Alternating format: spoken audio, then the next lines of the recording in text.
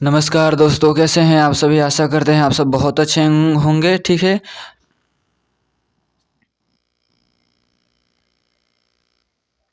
नमस्कार दोस्तों, कैसे हैं आप सभी। आशा करते हैं आप सब बहुत अच्छे होंगे। चलिए फिर कल जो वीडियो छोड़ गए थे अधूरा, उसे आज पूरा करते हैं। ठीक है। तो जो हमने सोच रखा है कि 1 से 100 तक सभी अनुच्छेदों को करेंगे, तो वो आज के जो कल हमने 30 कर लिए थे, तो आज हम 30 से आगे करेंगे, यानी कि नीति निर्देशक तत्व करेंगे। और संवैधानिक उपचार भी हमने कर लिया था। ठीक है। तो आगे के सारे अनुच्छेद हम आज शुरू कर रहे हैं और ज़्यादा देरी ना करते हुए जय हिंद नारे के साथ अपना वीडियो शुरू करते हैं। तो चलिए यहाँ पर हम स्क्रीन पर देख लीजिए। यहाँ पर हमने ये सारे अनुच्छेद कंप्लीट कर चुके थे, मौलिक अधिकार भी कंप्लीट कर चुके थे। ठीक है। अब हम यहाँ से कंप्लीट करना शुरू करेंगे। ये भी देख लीजिए 33 में क्या है। अनुच्छेद 33 और 35 में क्या है। संसद को अधिकार है कि वह सशस्त्र बलों के मौलिक अधिकारों में आवश्यक परिवर्तन कर सके। वो क्या कर सकती है इसके अंतर्गत कि सशस्त्र बलों के जो भी मौलिक अधिकार है उनमें परिवर्तन कर सकती है। वो उसको संसद को ये अधिकार है। ठीक है। ठीक है। तो आज हमारा मेन मोटिव है क्या, तो हमारा नीति निर्देशक तत्व। ठीक है। तो यहाँ पर देख लीजिए, आज हम लोग अनुच्छेद 36 से करेंगे। और नीति निर्देशक तत्व कहाँ से कहाँ तक है, यानी कि इसे डीपीएसपी बोला जाता है, डीपीएसपी भी बोला जाता है इसे। और ये कहाँ से कहाँ तक है, 36 से 51 तक है। ठीक है, याद रखिएगा। तो अनुच्छेद 36 में क्या है, राज्य के नीति निर्देशक तत्वों की परिभाषा दी गई है। अनुच्छेद 36 में क्या है कि राज्य की नीति निर्देशक तत्वों की परिभाषा दी गई है, यानी कि जो भी राज्य की नीति निर्देशक, यानी कि जो भी सिद्धांत है, जो भी रूल रेगुलेशन है, उसके बारे में बताया गया है अनुच्छेद 36 में। ठीक है। अब अनुच्छेद 37 देख लीजिए। यहाँ पे आप सभी पॉइंटों को नोट करते भी चलिएगा, कोई भी बात नहीं। अगर नोट नहीं भी करते हैं तो भी आपको पीडीएफ मिल जाएगी। ठीक है। तो अनुच्छेद 37 में क्या है, इन तत्वों का पालन राज्य का कर्तव्य है। क्या, तो इन तत्वों का पालन राज्य का कर्तव्य है। किन तत्वों का, जो अनुच्छेद 36 में है। ठीक है, कि अनुच्छेद 36 में जो भी बातें हैं उन सभी बातों को पालन करने का अधिक कर्तव्य राज्य को है, यानी कि उसे करना ही करना पड़ेगा। अनुच्छेद 37 यह कहता है। अनुच्छेद 38 में क्या है, समाज में न्याय, सामाजिक, आर्थिक और राजनीतिक समानता स्थापित करना। ठीक है। तो अनुच्छेद 38 में क्या है, समाज में न्याय, सामाजिक, आर्थिक और राजनीतिक समानता स्थापित करना है। समाज में क्या करना है, समाज में न्याय स्थापित करना है। किस किस तरीके से, सामाजिक रूप से स्थापित करना है, आर्थिक रूप से स्थापित करना है, राजनीतिक रूप से स्थापित करना है। जैसे कि अगर चुनाव लड़ना है तो सभी जातियों को बराबर अधिकार है कि वो क्या करें, राजनीति में भाग ले और अपना प्रतिनिधित्व खड़ा करे। ठीक है। और खुद भी चुनाव लड़वाए या फिर खुद वोट दे। इसके आधार पर उसके साथ कोई भी भेदभाव नहीं किया जाएगा। ये बातें इसमें हैं कि राज्यों को इसका पालन करना होगा। राज्य सरकार इस बात की हमेशा जांच करेगी कि किसी समुदाय के साथ उसके साथ भेदभाव नहीं तो हो रहा है ना। ठीक है। और आर्थिक में भी यही कि सभी राज्य के जो भी कानून है, जो भी फंड्स हैं, उसके अंतर्गत आने वाले सुविधाओं का लाभ सभी नागरिक बराबर उठा रहे हैं कि नहीं, किसी के साथ भेदभाव तो नहीं हो रहा है। इन सभी बातों का देख रेख करना राज्य का कर्तव्य बन जाता है। डीपीएसपी यही कहता है।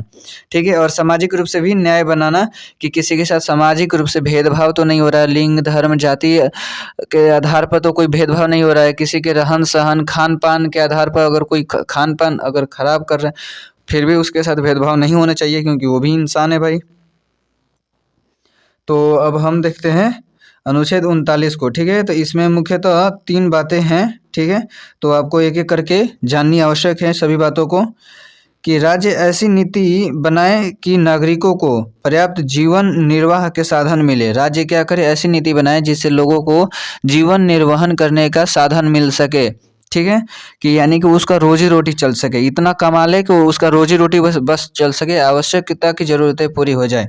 ऐसी बातें हैं। पुरुषों और महिलाओं को समान वेतन मिले। ये कौन सा आर्टिकल में है, अनुच्छेद 39 क्या कहता है कि पुरुषों और महिलाओं को समान वेतन मिले, किसी के साथ भेदभाव ना हो, चाहे वो मेल है या फीमेल है। ठीक है, उसको समान वेतन मिल रहा है। जैसे कि इसे 5,000 मिल रहा है तो इसे भी 5,000 मिले। आजकल तो ज़माना नहीं है कि 5,000 मिले, ये तो 10 गुना ज़्यादा ही हो रहा है। तो चलिए हमने तो सिर्फ एग्जाम्पल के तौर पर समझा, तो बाकी आगे बढ़ते हैं। संपत्ति और उत्पादन का वितरण सबके हित में हो। संपत्ति और उत्पादन का वितरण सबके हित में हो। क्या? तो संपत्ति जो भी बटा जा रहा है उसे वो सभी के हितों के लिए हो, और सभी के मतलब कि कोई भी ये ना समझे कि मेरे को कम मिल रहा है उसको ज़्यादा मिल रहा है, ठीक है, ये ना हो। ठीक है, तब अनुच्छेद 39 हो गया है। ठीक है, अब आर्टिकल 39A को देखते हैं। ठीक है, आर्टिकल 39A को इस ए में क्या है, तो यहाँ पे देखिए कि क्या है, गरीबों को निःशुल्क न्यायिक सहायता प्रदान करना है। कि क्या? गरीबों को निःशुल्क न्यायिक सहायता प्रदान करना है। ठीक है, गरीबों को क्या करना है, निःशुल्क, जैसे कि गरीब लोग होते हैं तो उनको जो भी रोजगार देना है वो निःशुल्क मिल जाए, कि उसके साथ कोई पहले फीस ना ले जाए। जैसे कि आजकल देखते हैं प्राइवेट कंपनी में अगर वो जॉब देती है तो पहले हमसे पैसे ले लेती है, जैसे कि 2000 3000 के या 5000 रुपये लेती है, उसके बाद ही कहती है कि आपको जॉब मिलेगी। लेकिन जो सरकार है उसको ऐसा नहीं करना है, ये अनुच्छेद 39A कहता है। ठीक है, तो सभी बातों को ध्यान अगर आराम आराम से पढ़ेंगे और ध्यान से सुनेंगे तो सभी चीज़ें याद हो जाएंगी। ये है कि आपको ये सभी चीज़ें याद करनी ही पड़ेगी और कोई ऑप्शन है नहीं। अनुच्छेद 40, अनुच्छेद 40 में क्या है, ग्राम पंचायतों की स्थापना। अनुच्छेद 40 में क्या है, तो ग्राम पंचायतों की स्थापना करना है। ये ग्राम पंचायतों की स्थापना से क्या मतलब है, यानी कि ये इसे कहा जाता है गांधी जी का सपना। तो इसमें पूछा जाता है डीपीएसपी का कौन सा भाग या संविधान का कौन सा भाग जो गांधीवाद से विचारधारा से संबंधित है, गांधीवाद की विचारधारा से संबंधित है। और ग्राम पंचायतों का स्थापना, सबसे पहला वो कौन सा राज्य था जिसमें ग्राम पंचायत लागू हुआ था, तो कौन सा था, तो वो था राजस्थान। ठीक है, राजस्थान में सबसे पहले क्या हुआ था, तो ये ग्राम पंचायतें का स्थापना हुआ था। और किस जिला में, तो नागौर जिला में, याद रखिएगा, नागौर जिला में इसकी स्थापना हुई थी। क्या? तो ग्राम पंचायतों की स्थापना। ठीक है, और किस आर्टिकल के तहत, किस आर्टिकल के तहत, किस अमेंडमेंट के तहत, 73 और 74 अमेंडमेंट के तहत ग्राम पंचायतों को जोड़ा गया। ये नगर पालिका वाला है, ये ग्राम पंचायत वाला 73 ग्राम पंचायत का है और नगर पालिका का 74 है। ठीक है,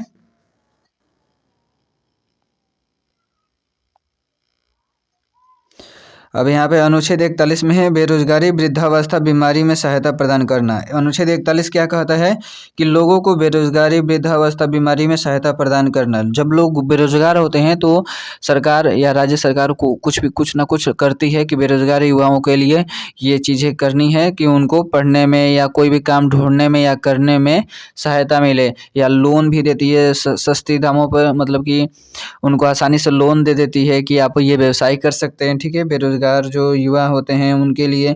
और वृद्धावस्था बीमारी में भी सहायता प्रदान करती है। जैसे कि आप देख लीजिए मोदी जी ने 5 लाख का आभा कार्ड निकाला है, तो इसके तहत आप आसानी से क्या कर सकते हैं, अपना इलाज करवा सकते हैं। ठीक है, आभा के जरिए। और वृद्धावस्था पेंशन तो मिलता ही है। अगर आप बिहार से रहने वाले होंगे तो आपको पता होगा कि इस बार नीतीश सरकार ने 1100 कर दिया है। ये सभी बातें आपको पता होनी चाहिए एक एक चीज़ों को। अनुच्छेद 42 में क्या है, तो अनुच्छेद 42 में क्या है, श्रमिकों के लिए उचित और मानवोचित कार्य दशाएं।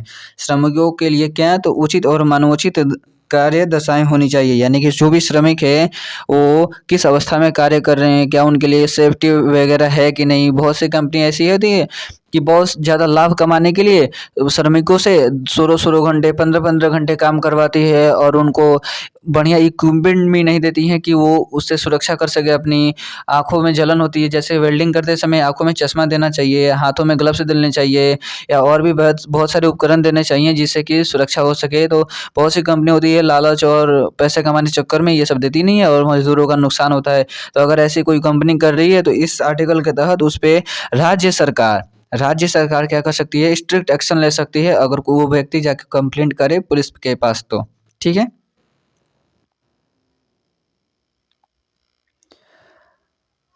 अब यहाँ पे देखते हैं अनुच्छेद 43 को। थोड़ा मैंने बड़ा कर दिया है, थोड़ा अच्छा दिख रहा होगा। अनुच्छेद 43 में क्या है, मजदूरों को जीविकोपार्जन योग्य वेतन देना। यानी कि आप ये कोई भी कंपनी ये नहीं कर सकती है कि हमारे यहाँ कोई मजदूर है तो उसके खाने पीने तक का बंदोबस्त ना हो। नहीं, उसके खाने पीने तक बंदोबस्त हो।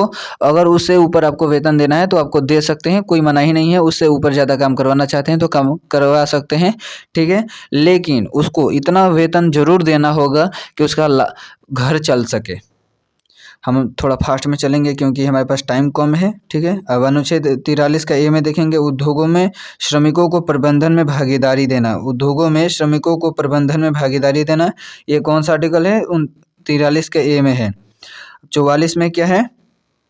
समान नागरिक संहिता का प्रावधान, ठीक है। समान नागरिक संहिता, यूनिफॉर्म सिविल कोड, यानी कि समान नागरिक संहिता लागू करना। यह सबसे पहले कौन सा राज्य किया था? तो गोवा किया था, ठीक है।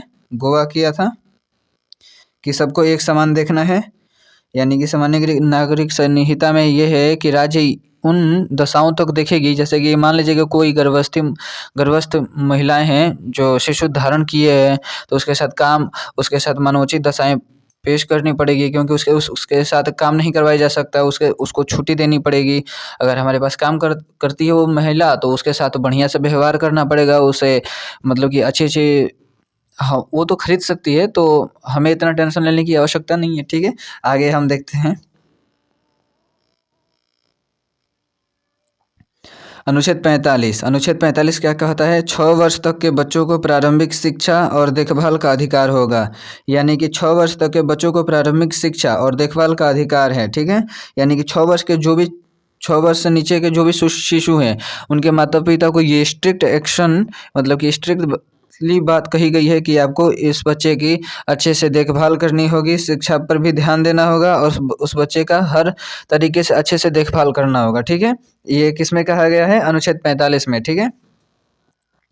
अनुच्छेद 46 में क्या है? तो अनुसूचित जाति जनजाति और पिछड़े वर्गों का हित संवर्धन है, ठीक है। अनुसूचित जाति जनजाति और पिछड़े वर्गों का हित का संवर्धन है, ठीक है।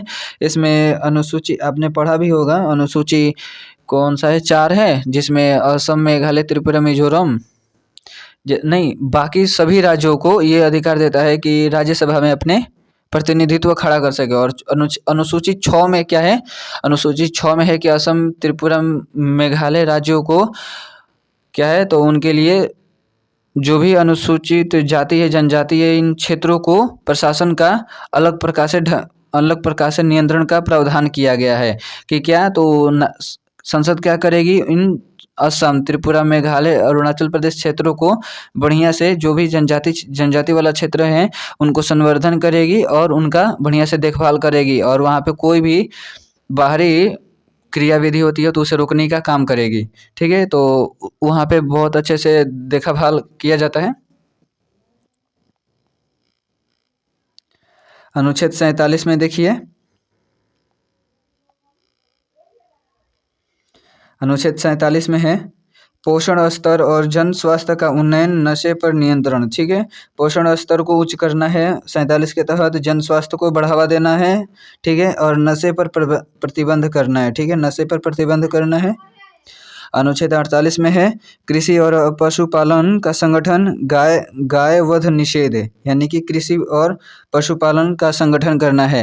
राज्य सरकार के बहुत प्रकार की कृषि विधियां निकालती हैं, उसके तहत फंड भी निकालती है और किसानों को बहुत सारा लाभ भी होता है। आपने देखा होगा, हमेशा हर साल कुछ ना कुछ आता ही रहता है, तो इसी आर्टिकल के तहत आता है, ठीक है।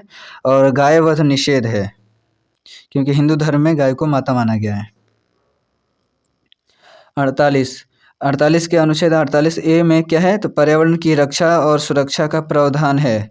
पर्यावरण की रक्षा और सुधार या सुरक्षा का प्रावधान है, ठीक है। अनुच्छेद 48 में ध्यान देने योग्य बात है। अनुच्छेद 49 में क्या है? राष्ट्रीय महत्व के स्मारकों की रक्षा करना है, जैसे कि ताजमहल हो गया, कुतुब मीनार हो गया, दिल्ली का लाल किला हो गया, ऐसे जैसे कि बहुत सारे बढ़िया बढ़िया स्मारक हैं, उनको प्रबंधन करने का तथा उनकी सुरक्षा करने का प्रावधान है। किसमें? तो अनुच्छेद 49 में, ठीक है। अनुच्छेद 50 में क्या है? न्यायपालिका को कार्यपालिका से अलग रखना। न्यायपालिका और कार्यपालिका को अलग रखना है, उनको एक साथ नहीं मिलाया जा सकता, न्यायिक स्वतंत्रता के लिए, ठीक है। जैसे कि न्यायपालिका है, जज वगैरह होते हैं, जैसे कि सुप्रीम कोर्ट हो गया, हाई कोर्ट हो गया, डिस्ट्रिक्ट कोर्ट हो गया, ये सभी किस में आते हैं? तो न्यायपालिका में आते हैं। और कार्यपालिका में क्या आते हैं? पीएम आते हैं, सीएम आते हैं, डीएम आते हैं, ये सभी कार्यपालिका में होते हैं, ठीक है। हाँ, अगर वही पीएम कहाँ पर हो, संसद में हो, तो विधायिका के अंदर आ जाते हैं। संसद में हो, संसद में हो, पीएम कहाँ हो, संसद में हो, संसद के अंदर हो, तो वो कहाँ आ जाते हैं, विधायिका के अंदर आ जाते हैं, विधायिका के अंदर आ जाते हैं, ठीक है, विधायिका के अंदर आ जाते हैं। ध्यान योग्य देने बात है। अनुच्छेद 51 में क्या है, अंतर्राष्ट्रीय शांति और सुरक्षा का संवर्धन करना, ठीक है। 51 में क्या है, तो अंतर्राष्ट्रीय शांति और सुरक्षा का संवर्धन करना है। इसमें भी 3 प्रकार की सुरक्षाएं का प्रावधान है, जो हमें उतना डीप जाना नहीं है। आगे हम बढ़ते हैं। अभी यहाँ पर हम चलते हैं भाग 4, नागरिकों के मूल कर्तव्य के बारे में पढ़ते हैं, ठीक है। स्वर्ण सिंह समिति के आधार पर इसे जोड़ा गया था। स्वर्ण सिंह समिति के आधार पर किसे जोड़ा गया था, तो 51 के ए को जोड़ा गया था संविधान में, ठीक है, याद रखिएगा। अब हम देखते हैं यहाँ इसमें 51 के ए में क्या क्या है। प्रत्येक नागरिक को 11 मूल कर्तव्य बताए गए हैं। एक अनुच्छेद 51 के ए में कितने प्रकार के मूल कर्तव्य हैं, तो 11 प्रकार के हैं, ठीक है। तो उन सभी को एक एक करके देख लेते हैं। तो पहला है संविधान का पालन करना, राष्ट्रीय ध्वज और राष्ट्रगान का सम्मान करना, ठीक है। दूसरा है, तीसरा क्या है, स्वतंत्रता संग्राम के आदर्शों को मानना, ठीक है, स्वतंत्रता संग्राम के आदर्शों को मानना है, ठीक है। चौथा क्या है, देश की रक्षा करना है, ठीक है, देश की रक्षा करना है। पांचवा में क्या है, जनता की सेवा और सह अस्तित्व की भावना रखना है। पांचवा में क्या है, जनता की सेवा करना है और सह अस्तित्व की भावना रखना है, ठीक है। और 6 में क्या है, पर्यावरण की रक्षा करना है, ठीक है। 7 में क्या है, तो वैज्ञानिक दृष्टिकोण अपनाना है, वैज्ञानिक दृष्टिकोण अपनाना है। 7 8वां में क्या है, राष्ट्रीय संपत्ति की रक्षा करना है। 9 में क्या है, शिक्षा का महत्व बढ़ाना है। 10 में क्या है, तो उत्कृष्ट कार्य करने की प्रेरणा लेना है, बढ़िया कार्य करने की प्रेरणा लेना है, ठीक है। और 11 को में क्या है, 6 से 14 वर्ष के बच्चों को शिक्षा देना है, जोड़ा गया है 2002 में जोड़ा गया है इसे। अब यहाँ पर हम देखेंगे